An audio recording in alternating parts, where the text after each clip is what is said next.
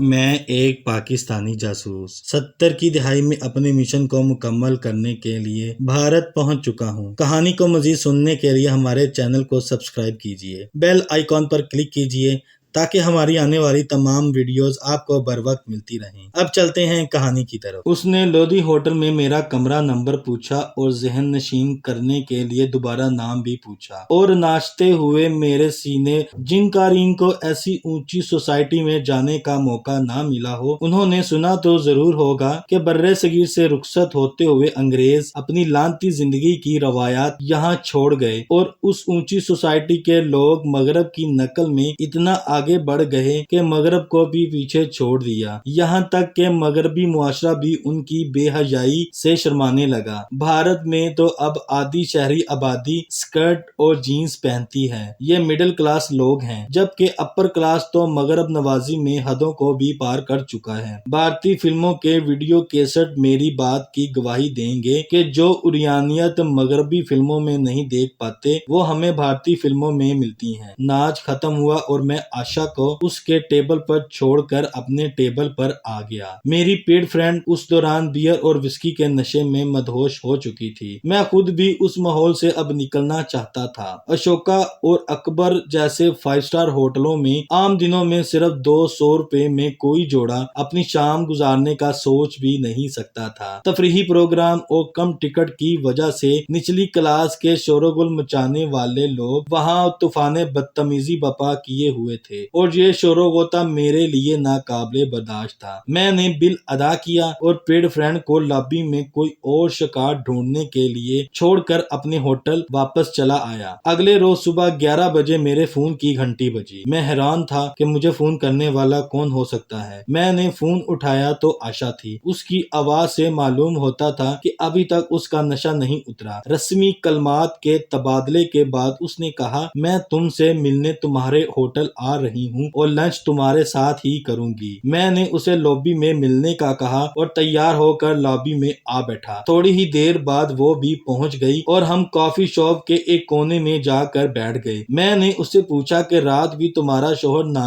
ناچنے پر ناراض دکھائی دیتا تھا اور اب تم اکیلی یہاں آ گئی ہو۔ وہ ہنسنے لگی اور بولی، جے چند کی ناراضگی اور غصہ شراب کا نشہ اترتے ہی غائب ہو جاتا ہے۔ ہی از ناٹ اے ہی مین۔ اس نے کہا، وہ اب بھی اچھی طرح محسوس کرتا ہے کہ میرا اس سے نباہ صرف اسی صورت ممکن ہے اگر he keeps his eyes and ears shut. اونچی سوسائٹی کی جوان بیوی اور بوڑھے شوہر کی ازدواجی زندگی کو آشا نے انگریزی کے 7 لفظوں میں بیان کر دیا تھا۔ ہم دونوں ایک ٹیبل پر بیٹھے اپنے اپنے منصوبوں اور خواہشات کی تکمیل کے متعلق سوچنے لگے۔ گفتگو کا آغاز کرنے کے لیے میں نے اس سے پوچھا، I believe I am not the first man in your life other than your husband۔ میں سمجھتا ہوں کہ تمہارے شوہر کے علاوہ تمہاری زندگی میں داخل ہونے والا میں پہلا مرد نہیں ہوں۔ وہ ہنسنے لگی اور کہا، If you think so you are a fool۔ اگر تم ایسا سمجھتے ہو تو تم احمق ہو۔ وہ بلا جھجک مجھے بتانے لگی کہ میرا شوہر ٹھیکے لینے کے لیے صاحب اختیار افسران کو اکثر پارٹیاں دیتا ہے اور انہیں خوش کرنے کے لیے مجھے آگے کرتا ہے۔ صاحب اختیار بنتے بنتے وہ عمر کی اس حد میں ہوتے ہیں کہ جب جسمانی طور پر بیکار ہو جاتے ہیں۔ میرے والد بھی ٹھیکیدار تھے اور ٹھیکے میں انہیں نقصان ہوا، وہ سنبھل نہ سکے اور جے چند نے میرے والد کی مالی امداد کر کے مجھے خرید لیا۔ اگر جے چند مجھ سے مخلص ہوتا تو میں عمروں کے اتنے توافق کے باوجود ایک اچھی بیوی ثابت ہوتی، لیکن جے چند نے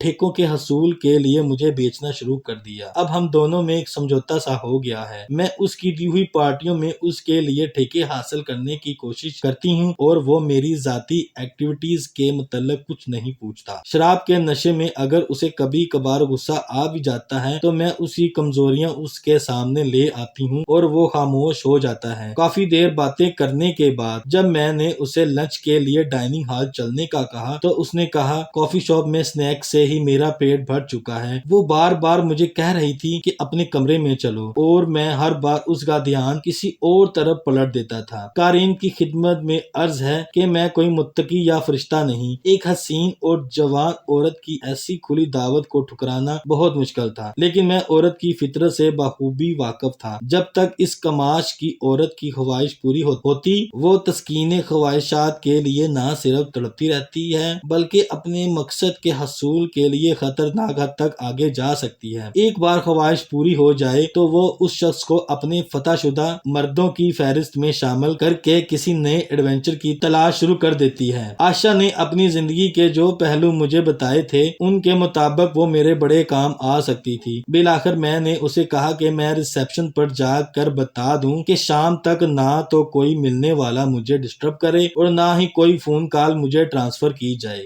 ریسیپشن پر جا کر میں نے 50 روپے ریسیپشنسٹ کی مٹھی میں دیے اور کہا کہ ٹھیک 15 منٹ بعد وہ مجھے کمرے میں فون کرے اور میری آواز سنتے ہی فون بند کر دے۔ یہ انتظام کر کے میں عائشہ کے پاس آیا اور اسے لے کر اپنے کمرے میں آ گیا۔ کمرے میں داخل ہوتے ہی عائشہ بے تکلفی سے میرے بیڈ پر نیم دراز ہو گئی۔ اس کی آنکھیں اور ادائیں کھلی دعوت گناہ دے رہی تھی۔ میں نے فوری حملے سے بچنے کے لیے اسے کہا کیوں نہ ہم اس موقع کو اور پرلطف بنائیں۔ میں نے فون پر بارمین سے کہا ایک بوتل سکاچ، وسکی اور برف بھیجے۔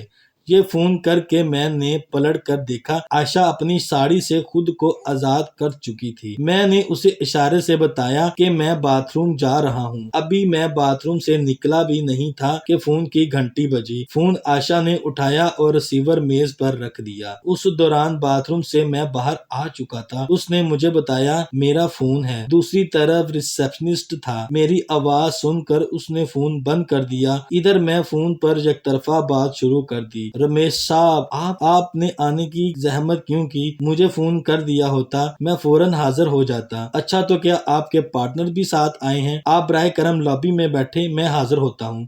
یہ کہہ کر میں نے فون بند کر دیا۔ عائشہ نیم باز آنکھوں سے مجھے دیکھ رہی تھی۔ میں نے اسے کہا کہ غضب ہو گیا۔ دلی میں میری چائے کے پنجاب اور ہریانہ کے ایجنٹ اپنے پارٹنرز کے ساتھ آئے ہیں۔